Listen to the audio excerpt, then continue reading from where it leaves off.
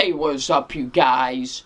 WWE fan 0599 here again, and today we're going to review Mad Max Beyond Thunderdome.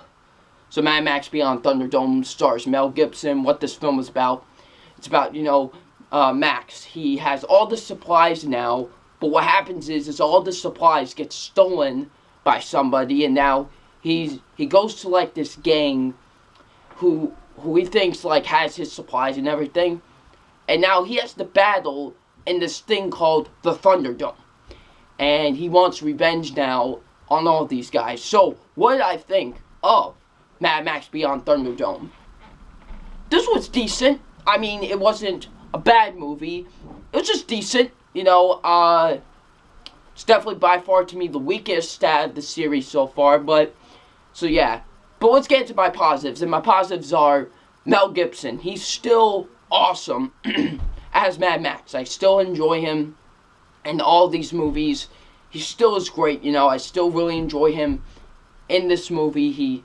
He's by far the only character I really care about in this entire movie. I'm being honest. Like, it's not like the other two movies where there were some other characters who I cared about. Really, just this one is the only one Mad Max is the only one you care about.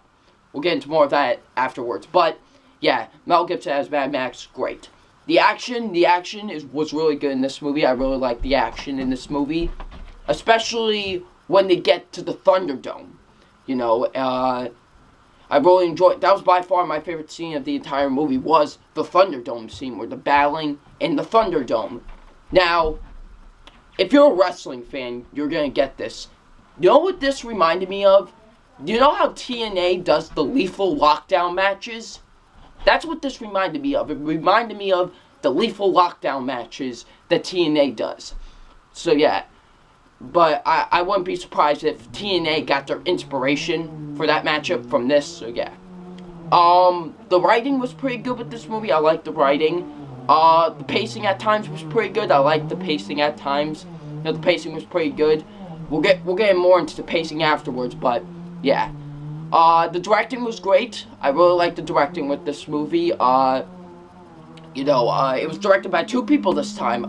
George Miller and George something else. I forgot the other director's last name, but they do a great job directing this movie. I really like the directing with this movie. So yeah, directing was great. I still love how this post-apocalyptic world looks. Still, it looks beautiful, and it still looks great, so yeah.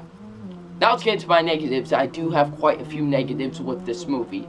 My first being the rest of the acting. The rest of the acting is not good. It really isn't. It's not that good. You got Tina Turner in this movie, I believe that's her name, her acting just feels like it's wooden. It feels like her acting is really, really wooden, in my opinion. It really was. Like, it was just some really wooden acting, in my opinion. So yeah.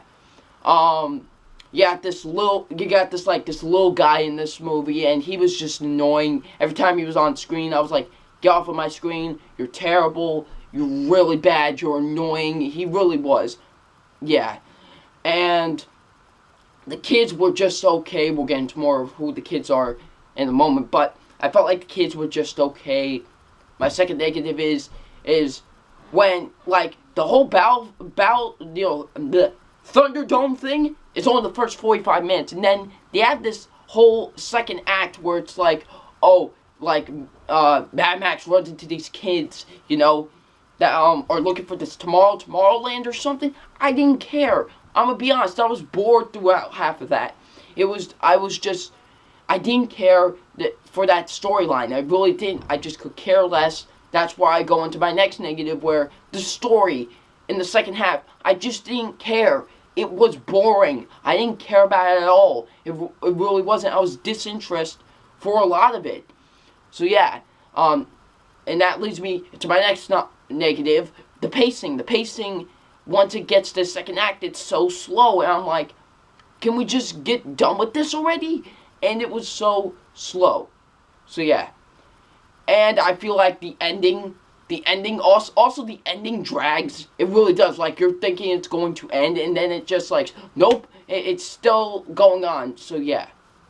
But besides that, I just thought Mad Max Beyond Thunderdome was a decent movie. This wasn't a bad movie at all, but it could have been a lot better in my opinion, so yeah. So it's time for my official grade on Mad Max Beyond Thunderdome. My official grade on Mad Max Beyond Thunderdome is a B-. This was a decent movie, like I said. Not a bad movie in my opinion, but still could have been better. So yeah, it's getting a B-. So what do you guys think of Mad Max Beyond Thunderdome? Leave it in the comment section below. Thank you all for watching my reviews for the Mad Max series, and we will see you all later. Peace.